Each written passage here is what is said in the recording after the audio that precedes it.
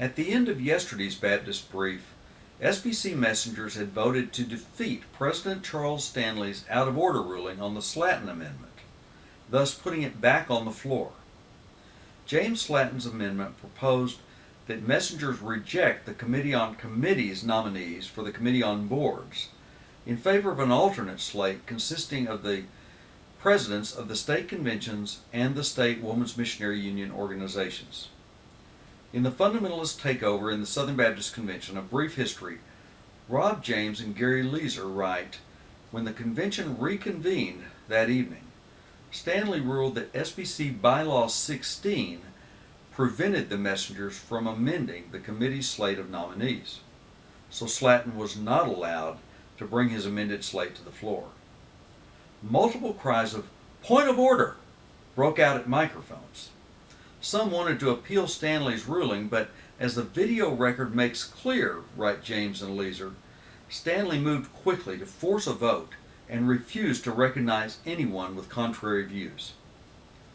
The committee slate was accepted by a vote of 13,123 to 9,851.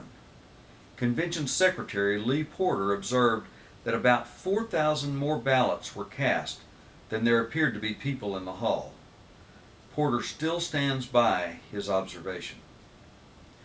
James and Leeser also report that William J. Cumbie of Virginia, convention parliamentarian at 3 previous annual meetings, pointed out that Bylaw 16, contrary to Stanley's claim, allowed the messengers to amend all committee reports, vesting ultimate power in the messengers over all committee recommendations. Following that 1985 meeting, Fundamentalists revised Bylaw 16 to make it say exactly what Stanley had claimed it already said. James and Leeser explained, the revisions to Bylaw 16 were made to ensure that no moderate majority would derail the takeover in the future. No repeats of the 1985 experience were wanted. The takeover faction wanted the reins of power to be held in very few hands.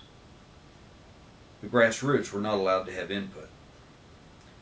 So Fundamentalist victory train rolled on, leading to their celebration at Café du Monde in 1990.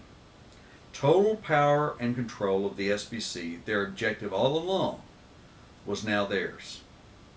In tomorrow's Baptist Brief, we'll look at how they used it.